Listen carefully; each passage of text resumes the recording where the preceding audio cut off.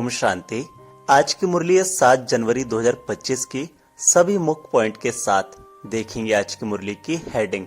बाबा ने कहा, मीठे बच्चे, तुम अपने को संगम युगी ब्राह्मण समझो तो सतयुगी झाड़ देखने में आएंगे और अपार खुशी में रहेंगे। आज की मुरली से 2 प्रश्न हैं। पहला, जो ज्ञान के शौकीन बच्चे हैं उनकी निशानी क्या होगी? उत्तर है, वे आपस में ज्ञान की ही बातें करेंगे, कभी परचिंतन नहीं करेंगे, एकांत में जाकर विचार सागर मंथन करेंगे। दूसरा प्रश्न है, इस सृष्टि ड्रामा का कौन सा राज तुम बच्चे ही समझते हो? उत्तर है, इस सृष्टि में कोई भी चीज सदा कायम नहीं है सिवाय एक शिव बाबा के। पुरानी दुनिया की आत्माओं को नई दुनिया में ले जाने के लिए कोई तो चाहिए। यह भी ड्रामा का राज तुम बच्चे ही समझते हो। आज की मुरली से पहला मुख्य पॉइंट है, ध्यान से सुनेंगे। बाबा ने कहा, यह तो बच्चे समझते हैं हम ब्राह्मण हैं, अपने को ब्राह्मण समझते हो, वह यह भी भूल जाते हो। ब्राह्मणों को अपना कुल नहीं भूलता है। तुमको भी यह जरूर याद रहना चाहिए कि हम ब्राह्मण हैं। एक बात याद रहे तो भी बेड़ा पार है। संगम पर तुम नई नई बातें सुनते हो तो उसका चिंतन चलना चाहिए, जिसको विचार सागर मंथन कहा जाता है। तुम हो रूप बसंत, तुम्हारी आत्मा में सारा ज्ञान भरा जाता है तो रत्न निकलने चाहिए। अपने को समझना है हम संगम युगी ब्राह्मण हैं। कोई तो यह भी समझते नहीं है। अगर अपने को संगम योगी समझे तो सतयुग के झाड़ देखने में आए और अथाह खुशी भी रहे। मुरली से दूसरा मुख्य पॉइंट है, इसको समझेंगे। बाबा ने कहा, बाप जो समझाते हैं वह अंदर रिपीट होना चाहिए। हम संगम युग पर हैं, यह भी तुम्हारे सिवाय और कोई को पता नहीं है। संगम युग की पढ़ाई टाइम भी लेती है। यह एक ही पढ़ाई है, नर से नारायण, नरकवासी से स्वर्गवासी बनने की। यह याद रहने से भी खुशी रहेगी। हम सो देवता स्वर्गवासी बन रहे हैं। संगम युगी वासी होंगे तब तो स्वर्गवासी बनेंगे। आगे नरकवासी थे तो बिल्कुल गंदी अवस्था थी, गंदे काम करते थे। अब वह मिटाना है। मनुष्य देवता स्वर्गवासी बनना है। कोई की स्त्री मर जाती है, तुम पूछो तुम्हारी युगल कहाँ है? कहेंगे वह स्वर्गवासी हो गई। स्वर्ग क्या चीज है वह नहीं जानते। अगर स्वर्गवासी हुई फिर तो खुश होना चाहिए ना। अभी तुम बच्चे इन बातों को जानते हो, अंदर विचार चलना चाहिए। हम अभी संगम पर है, पावन बन रहे हैं, स्वर्ग का वर्षा बाप से ले रहे हैं। यह घड़ी घड़ी सिमरण करना है, भूलना नहीं चाहिए। परंतु माया भुलाकर एकदम कलयुगी बना देती है। मुरली से तीसरा मुख्य पॉइंट है, इसको समझेंगे। बाबा ने कहा, तुम किसी को ब्रह्मा भोजन खिलाते हो तो कितना खुश होते हैं। हम पवित्र ब्राह्मणों के हाथ का खाते हैं। मनसा वाचा कर्मणा पवित्र होना चाहिए। कोई अपवित्र कर्तव्य नहीं करना चाहिए। टाइम तो लगता है, जन्मते ही तो कोई नहीं बनता। भल गायन है, सेकंड में जीवन मुक्ति। बाप का बच्चा बना और वर्षा मिला। एक बार पहचान कर कहा, यह प्रजापिता ब्रह्मा है। ब्रह्मा बल्ल शिव निश्चय करने से ही वारिस हो जाता है। फिर अगर कोई अकर्तव्य करेंगे तो सजाएं बहुत खानी पड़ेंगी। जैसे काशी कलवट का समझाया है, सजा खाने से हिसाब किताब चुकतू हो जाता है। मुक्ति के लिए ही कुएं में कूदते थे, यहाँ तो वह बात नहीं है। शिव बाबा बच्चों को कहते हैं, मामेकम याद करो, कितना सहज है। मुरली से चौथा मुख्य पॉइंट ध्यान से सुनेंगे। बाबा ने कहा, तुम्हें सबका कल्याण करने का शौक होना चाहिए। महारथी बच्चे सर्विस पर रहते हैं, उन्हों को तो बहुत खुशी रहती है। जहां से निमंत्रण मिलता है भागते हैं। प्रदर्शनी सर्विस कमेटी में भी अच्छे अच्छे बच्चे चुने जाते हैं, उन्हों को डायरेक्शन मिलते हैं।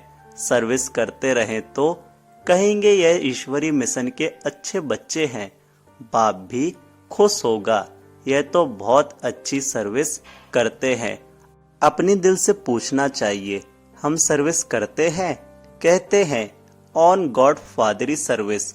गॉड फादर की सर्विस क्या है? बस सबको यही पैगाम दो, मनमना भव। आदि मध्य अंत की नॉलेज तो बुद्धि में है। तुम्हारा नाम ही है सुदर्शन चक्रधारी, तो उसका चिंतन चलना चाहिए। सुदर्शन चक्र रुकता थोड़ी ही है। तुम चैतन्य लाइट हाउस हो, तुम्हारी महिमा बहुत गाई जाती है। बेहद के बाप का गायन भी तुम समझते हो। वह ज्ञान का सागर पतित पावन है, गीता का भगवान है। मुरली से 5वां मुख्य पॉइंट है। बाबा ने कहा, मामेकम याद करो तो विकर्म विनाश हो। यह है मुख्य बात। डबल बुद्धि वाले बड़ी बातें समझ ना सके, इसलिए गीता में भी है मनमना भव। सभी लिखते हैं, बाबा याद की यात्रा बहुत डिफिकल्ट है, घड़ी घड़ी भूल जाते हैं, कोई ना कोई पॉइंट पर हारते हैं। यह बॉक्सिंग है माया और ईश्वर के बच्चों की, इसका किसी को भी पता नहीं है। बाबा ने समझाया है, माया पर जीत पाकर कर्मातीत अवस्था में जाना है। पहले पहले तुम आए हो कर्म बंधन में, उसमें आते आते फिर आधा कल्प बाद तुम कर्म बंधन में आ गए हो। पहले पहले तुम पवित्र आत्मा थी। कर्म बंधन न सुख का न दुख का था, फिर सुख के संबंध में आए। यह भी अभी तुम समझते हो। हम संबंध में थे, अभी दुख में है, फिर जरूर सुख में होंगे। नई दुनिया जब थी तो मालिक थे, पवित्र थे। अभी पुरानी दुनिया में पतित हो पड़े हैं, फिर हम सो देवता बनते हैं, तो यह याद करना पड़े ना। आज की मुरली से 6वां मुख्य पॉइंट है, ध्यान से सुनेंगे। बाबा ने कहा, बाप कहते हैं मुझे याद करो तो तुम्हारे पाप मिट जाएंगे, तुम मेरे घर में आ जाएंगे, बाया शांति धाम सुख धाम में आ जाएंगे। पहले पहले जाना है घर। बाप कहते हैं मुझे याद करो तो तुम पवित्र बनेंगे। मैं पतित पावन तुमको पवित्र बना रहा हूँ घर आने लिए। ऐसे ऐसे अपने से बातें करनी होती हैं। बरोबर अभी चक्र पूरा होता है। हमने इतने जन्म लिए हैं, अब बाप आया है पतित से पावन बनाने। योग बल से ही पावन बनेंगे। यह योग बल बहुत नामी ग्रामी है, जो बाप ही सिखला सकते हैं। इसमें शरीर से कुछ भी कहने की दरकार नहीं। तो सारा दिन इन बातों का मंथन चलना चाहिए। एकांत में कहाँ भी बैठो अथवा जाओ, बुद्धि में यह चलता रहे। एकांत तो बहुत है, ऊपर छत पर तो डरने की बात नहीं। आगे तुम सवेरे मुरली सुनने के बाद चलते थे पहाड़ों पर। जो सुना उसका चिंतन करने के लिए पहाड़ों पर जाकर बैठते थे। जो ज्ञान के शौकीन होंगे वह तो आपस में ज्ञान की बातें ही करेंगे। ज्ञान नहीं है तो फिर पर चिंतन करते रहेंगे। मुरली से 7वां मुख्य पॉइंट है। बाबा ने कहा, बाप कहते हैं अपने को आत्मा समझने की प्रैक्टिस डालो तो नाम रूप देह सब भूल जाए। फलाना मुसलमान है ऐसे क्यों समझते हो? आत्मा समझकर समझाओ।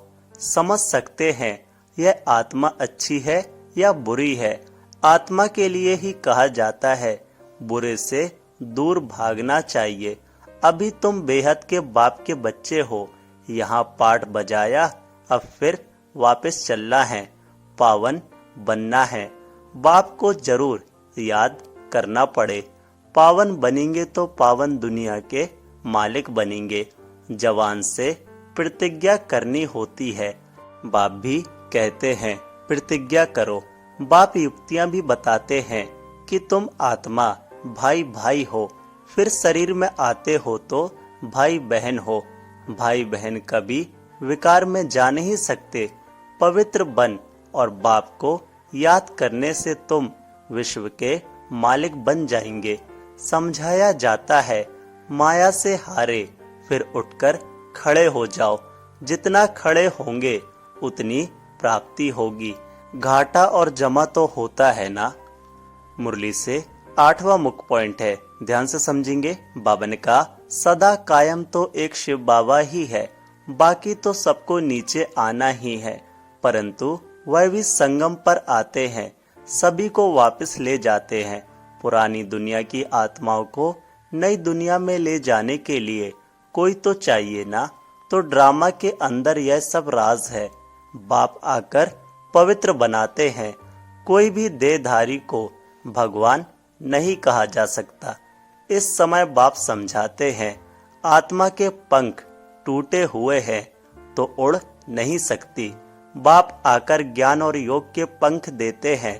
योग बल से तुम्हारे पाप भस्म हो जाएंगे, पुण्य आत्मा बन जाएंगे। पहले पहले तो मेहनत भी करनी चाहिए, इसलिए बाप कहते हैं मामेकम याद करो, चार्ट रखो। जिनका चार्ट अच्छा होगा वह लिखेंगे और उनको खुशी होगी। अभी सभी मेहनत करते हैं, चार्ट नहीं लिखते तो योग का जौहर नहीं भरता। चार्ट लिखने में फायदा है बहुत। धारणा के लिए मुख्य सार है, पहला एकांत में ज्ञान का मनन चिंतन करना है। याद की यात्रा में रह माया पर जीत पाकर कर्मातीत अवस्था को पाना है। दूसरा पॉइंट, किसी को भी ज्ञान सुनाते समय बुद्धि में रहे कि हम आत्मा भाई को ज्ञान देते हैं। नाम रूप देह सब भूल जाएं। पावन बनने की प्रतिज्ञा कर पावन बन, पावन दुनिया का मालिक बनना है। मुरली से प्यारा वरदान है। बाबा ने कहा स्वयं के प्रति इच्छा मात्रम अविद्या बन, बाप समान अखंड दानी परोपकारी भव। डिटेल है, जैसे ब्रह्मा बाप ने स्वयं का समय भी सेवा में दिया, स्वयं निर्माण बन, बच्चों को मान दिया। काम के नाम की प्राप्ति का भी त्याग किया। नाम मान शान सब में परोपकारी बने। अपना त्याग कर दूसरों का नाम किया। स्वयं को सदा सेवाधारी रखा, बच्चों को मालिक बनाया। स्वयं का सुख बच्चों के सुख में समझा। ऐसे बाप समान इच्छा मात्रम अविद्या अर्थात मस्त फकीर बन, अखंड दानी परोपकारी बनो तो विश्व कल्याण के कार्य में तीव्र गति आ जाएगी। केस और किस्से समाप्त हो जाएंगे। मुरली से स्लोगन है। बाबा ने कहा ज्ञान गुण और धारणा में सिंधु बनो, स्मृति में बिंदु बनो। बाबा ने मनसा सेवा के लिए बताया अभी आप बच्चे अपने श्रेष्ठ शक्तिशाली संकल्प द्वारा साकाश दो, कमजोरों को बल दो। अपने पुरुषार्थ का समय दूसरों को सहयोग देने में लगाओ। दूसरों को सहयोग देना अर्थात अपना जमा करना। अभी ऐसी लहर फैलाओ। सेल्वेशन लेना नहीं है, सेल्वेशन देना है। देने में लेना समाया हुआ है। ओम शांति। मेरा बाबा, प्यारा बाबा, मीठा बाबा।